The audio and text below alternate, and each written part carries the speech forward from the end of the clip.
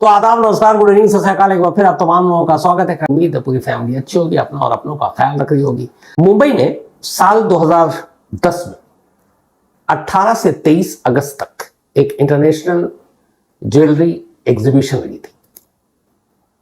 International jewellery exhibition, और ये मुंबई के NSC ग्राउंड जो गोरेगांव में है वहां पर लगी। इस एग्जीबिशन में सिर्फ वही लोग जा सकते थे या जिन्हें बुलाया गया, जिनका डायमंड या फिर ज्वेलरी का कारोबार है, बिजनेस है। और जितने भी इस पेशे से जुड़े हुए लोग थे उन सबको वहां रजिस्ट्री भी करानी थी, जानी थी, उसके लिए अपना आई कार्ड देना था, पैन कार्ड देना था। बहुत सारे इसमें फॉरेनर भी आए थे, लेकिन उनके लिए ये सब देना जरूरी नहीं था क्योंकि वो टूरिस्ट थे, ऑलरेडी उनके पास पासपोर्ट था, तो वो यूं ही आ सकते थे। अच्छा खासा इसमें लोग आ रहे थे, भीड़ काफी थी। 18 से लेके 22 तक ये एग्जीबिशन, इंटरनेशनल ज्वेलरी एग्जीबिशन कामयाब, लोग आ रहे थे, काफी बिजनेस हो रहा था। पूरे वर्ल्ड के अलग अलग डायमंड और गोल्ड के जितने भी बड़े बड़े प्रमोटर थे, कंपनियां थी, उनकी सारी चीजें वहां पे एग्जीबिशन में लगाई गई थी। अब इस इंटरनेशनल ज्वेलरी एग्जीबिशन का लास्ट डेट था 23 अगस्त 2010। अब तक पिछले 5 दिनों में करीब 30,000 लोग इस एग्जीबिशन में आ चुके थे। अब आखिरी दिन था और ये खत्म होना था। धीरे धीरे अब शाम होने लगी और शाम के बाद कुछ घंटे और बचे थे, उसके बाद एग्जीबिशन बंद हो जाना था। 6 दिन का ही था ये। लेकिन शाम होते ही अचानक एग्जीबिशन हॉल में भगदड़ मच जाती है एक खबर से। खबर यह थी कि एक जहां पे एग्जीबिशन लगा था उसमें कुछ डायमंड्स रखे हुए थे, और ये डायमंड्स जो थी ये हांगकांग बेस्ड एक इजरायली कंपनी की थी जिन्होंने उसको शोकेस में रखा हुआ था। कुल जो डायमंड थे वो 887.24 887.24 कैरेट का ये डायमंड था, और इस डायमंड के कुल 300 पीसेस थे, 300, और इसकी कीमत लगभग 7 करोड़ थी। एक बॉक्स में इस डायमंड को 300 पीसेस को रखा हुआ था, छोटे छोटे पीसेस थे, और इसकी कीमत करीब 7 करोड़। लोग आ रहे थे, देख रहे थे, जा रहे थे। अचानक वहां के जो उनके ऑर्गेनाइजेशन या जो भी होस्ट था, जो इस हांगकांग बेस्ड इजरायली कंपनी का, इधर उधर देखने के बाद जब उसका उधर नजर गई तो उसके पास बाकी भी और बॉक्सेस रखे हुए थे एग्जीबिशन, लेकिन देखा एक बॉक्स गायब है। अब उसने देखा वो जगह खाली। ध्यान से उसने सोचा, याद आया कि ये तो डायमंड का बॉक्स था जिसमें 300 डायमंड्स थे, अराउंड 7 करोड़ उसकी कीमत थी, और वो वहां से गायब। अब वो अचानक एकदम बदहवास, फौरन उसने ऑर्गेनाइजर को बुलाया। आनंद फानन में अनाउंसमेंट हुई और सारे गेट एग्जीबिशन हॉल के बंद कर दिए गए कि अब कोई बाहर नहीं जाएगा जब तक कि सब तलाशी न ले ले। हर एक से रिक्वेस्ट भी की गई कि ऐसा है, आपकी मतलब बेइज्जती भी नहीं कर रहे हैं, लेकिन प्लीज काम होकर आप लोग हेल्प कीजिए। इस एग्जीबिशन हॉल की सिक्योरिटी की जिम्मेदारी CISF को दी गई थी। CISF के अलावा प्राइवेट गार्ड्स में रखे हुए थे लोगों ने, सिक्योरिटी गार्ड्स अपने अपने, जो भी एग्जीबिशन था, क्योंकि करोड़ों का मामला था। तो सारे गेट बंद कर दिए गए, एक एक कर लोगों को बाहर जाने दिया गया, पूरी ऊपर से नीचे तक तलाशी ली गई। कोई फायदा नहीं, किसी के पास से ये डायमंड्स नहीं मिले। इस चक्कर में 2 घंटे बीत गए। जब 2 घंटे बीते तब किसी के पास से कुछ मिला नहीं। तब जिनकी डायमंड चोरी हुई थी उन्होंने पुलिस को कॉल किया, यानी कि चोरी होने के 2 घंटे के बाद मुंबई पुलिस को पहली बार इस चोरी की जानकारी मिली। अब मामला बड़ा संगीन था, इसलिए कि एक इंटरनेशनल ज्वेलरी एग्जीबिशन मुंबई में, तमाम दुनिया भर के देश इसमें शिरकत कर रहे थे, और मुंबई में ऐसे में चोरी हो जाए तो अपनी मेहमान नवाजी अपने देश के रैपो का सवाल था।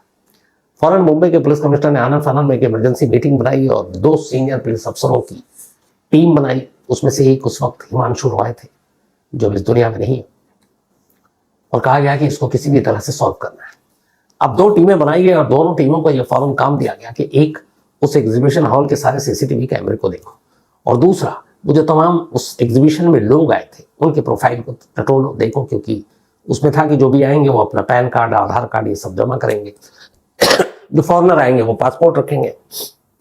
अब 2 टीमें दोनों भागी एग्जीबिशन की तरफ लग गई। एक CCTV पूरा फुटेज खंगाल रहे हैं, दूसरा ये था कि मतलब 2 घंटे ऑलरेडी डिले पुलिस को खबर दी गई है।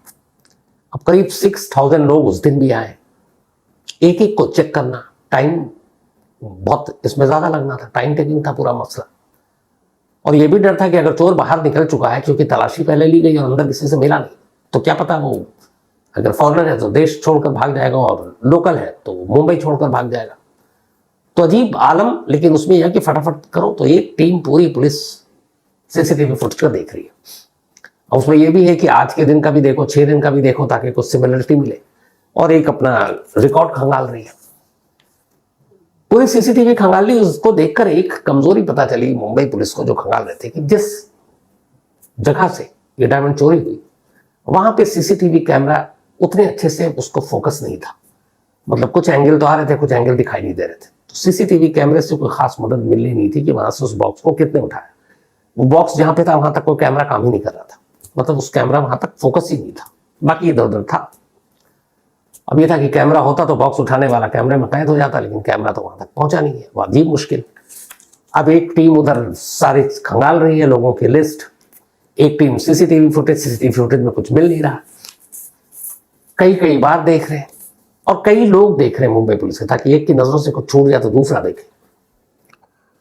और इस बात का भी ख्याल है कि जल्दी करो, चोर बहुत दूर ना निकल जाए। देखते देखते एक सीनियर पुलिस अफसर की नजर अचानक एक सीसीटीवी कैमरे पर एक लड़की पे पड़ती है। अलग अलग वो कैमरे में कई जगह थी। इन्हें यह एहसास हो चुका था कि चूंकि यहाँ पे आने वाला हर जो इंडियन था उसने अपना रिकॉर्ड, पैन, आधार सब दे रखा है, तो हो सकता है इसमें किसी फॉरेनर का हाथ हो, कोई विदेशी जिसने चोरी की हो। तो एक टीम इंडियन जो थे, सारे लोकल बिजनेसमैन वो जो गए थे, उनके ऊपर नजर रख रही थी। एक टीम सीसीटीवी फुटेज में जो खंगाल रही थी, काम इस तरह बांटा गया था, तुम सिर्फ हर फुटेज में फॉरेनर की हरकतों को देखो। तो एक सीनियर पुलिस अफसर फॉरेनर्स को देख रहे थे कैमरे में। अचानक उन्हें एक लड़की दिखाई थी, बट ये चौंकने की बात नहीं थी, वो लड़की भी आई थी, फॉरेनर थी वो एग्जीबिशन में। थोड़ी देर के बाद उन्होंने दूसरे फ्रेम में देखा कि वो लड़की एक किसी अपने मेल फ्रेंड के साथ है। अब ये भी नहीं था कि वो अपने दोस्त के साथ भी हो। थोड़ी देर के बाद उन्होंने एक तीसरे फ्रेम में देखा कि वो लड़की अब भी एक अपने मेल फ्रेंड के साथ है, लेकिन वो फ्रेंड अब कोई और बदला हुआ है। उन्हें लगा 2-3 दोस्त होंगे। तीसरे फ्रेम में देखा, फिर वो लड़की है, लेकिन इस बार पार्टनर फिर बदला हुआ है। फिर ये लगा कि 3-4-5 का ग्रुप होगा, एक लड़की कई दोस्त, इसमें कोई अजीब बात तो है नहीं।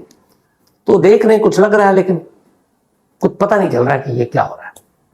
तभी 2 कैमरे में कुछ और दिखाई दिए, और उस दोनों कैमरे को देखने के बाद उस अफसर ने अपने सीनियर अफसर से कहा कि बाकी सब छोड़ो, इन 4 पे फोकस करो। हुआ यह कि अलग अलग पार्टनर के साथ वो लड़की दिखाई दे रही है। एक कैमरे ने कैप्चर किया कि ये चारों, वो लड़की और उसके 3 पार्टनर एक ही जगह पर खड़े आपस में बात कर रहे हैं। तो इससे क्लियर हो गया कि ये चारों एक दूसरे को जानते हैं, और वो लड़की अलग अलग स्टॉल पर अलग अलग पार्टनर के साथ घूम रही है। इसमें कोई अजीब बात तो है नहीं। लेकिन एक दूसरे कैमरे ने दिखाया कि यही लड़की एक पार्टनर के साथ अब खड़ी बात कर रही है, स्टॉल पर देख रही है, और उसके बाकी के पार्टनर आमना सामना होता है, गुजरते हैं एक दूसरे के करीब से कई बार, बट ऐसा लगता है कि ये स्ट्रेंजर है, एक दूसरे को जानते ही नहीं, बिल्कुल अननोन। और ये कई जगह पर कैमरा ने दिखाया, अलग अलग स्टॉल पर, ये भी हैं वो भी हैं, लेकिन वो दोनों बिल्कुल ऐसा लग रहा है जैसे ये लोग अपरिचित, एक दूसरे को जानते ही नहीं। जबकि एक कैमरे में चारों हंस हंस के बातें कर रहे हैं और एक साथ हैं, हाथ पकड़े हुए हैं, कंधे पर हाथ है। पुलिस को लगा कैमरे में देख कर यार, एक जगह सब अनजान बन जाते हैं, एक जगह ये सब हंस रहे हैं, एक ही साथ बात कर रहे हैं। लड़की अलग किसी स्टॉल पे जाती है तो एक दूसरा पार्टनर होता है, नेक्स्ट स्टॉल पे दूसरा पार्टनर, नेक्स्ट पे तीसरा। उन्होंने कहा बाकी को छोड़ो, इन्हीं चारों को ऊपर फौरन जीरो इन करो, पता करो। अब जैसे ये चारों का पता चला तो उस पुलिस अफसर ने अपने सीनियर अफसर को फोन किया और कहा यहां से निकलो और सीधे मुंबई एयरपोर्ट भागो।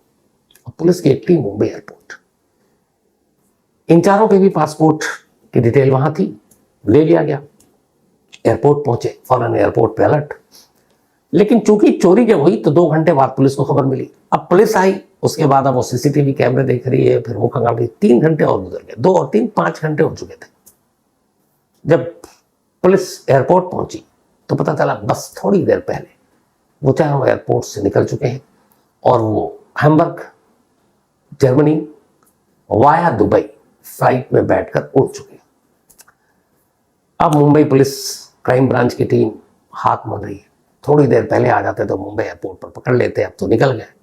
वो भी बाया दुबई जा रहे हैं जर्मनी, और एक बार जर्मनी पहुंच गए तो हाथ नहीं आएंगे। इत्तेफाक से क्राइम ब्रांच के एक सीनियर अफसर उनकी दुबई सिक्योरिटी वालों से चुके पुलिस वालों का अक्सर एक दूसरे से पड़ता रहता है, एक दूसरे देश की मदद करते रहते हैं।